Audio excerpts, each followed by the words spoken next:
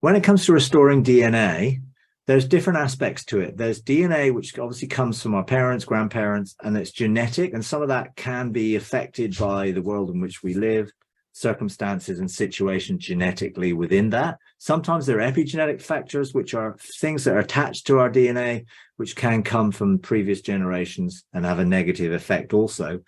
I obviously did apply communion to my DNA to look to see anything within my DNA, both negative traits, triggers, switches, because there's a whole load of DNA which used to be called junk DNA, but actually is an area of triggers and switches which do trigger or switch on certain genetic things depending on our environment. So if you are proactively living a healthy lifestyle, you're eating correctly, you're sleeping well, you're exercising, you're looking after yourself, you may never see any things switched or triggered to turn on. So some people may have switches and triggers for, let's say, diabetes, but they live a healthy lifestyle and it never gets triggered environmentally, so they never get diabetes, but it's there within the DNA.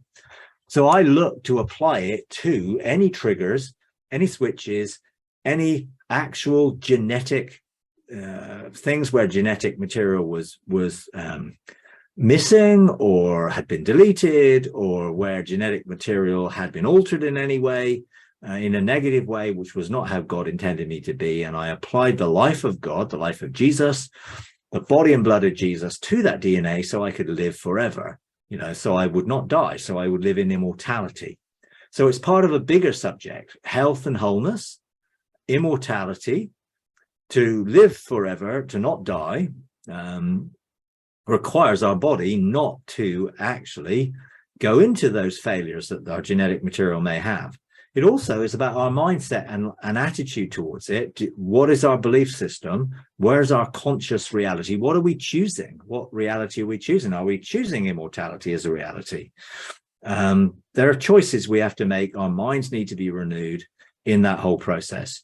Now, you can specifically walk with Jesus through your DNA and ask him as the healer to bring healing and wholeness to areas of your DNA which may need to be restored or made whole. There was certainly seed within my DNA, which was seed from other forms. You can have serpent seed, you can have cane seed type of things, you can have Nephilim seed, you can have some things which have been in the history of our genome which shouldn't be there.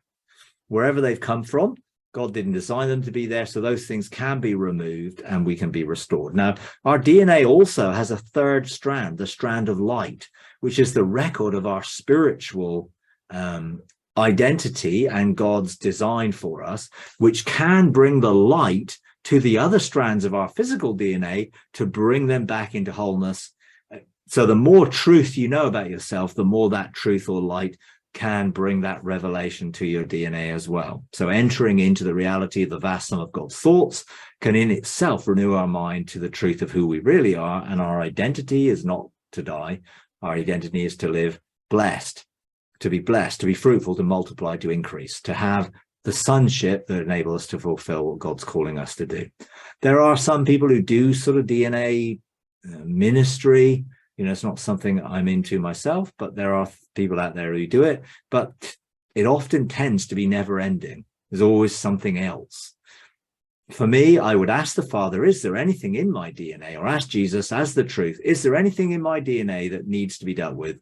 And then deal with it as he shows you. That's my encouragement in everything. Only do what you see the Father doing. Ask the question, see what he says, see if he'll lead you into any specifics that can be dealt with through communion or through whatever method that he shows you to do. And that could be declaration, choice, choosing a reality of the wholeness of your DNA, lots of different ways to bring about change and transformation in our lives.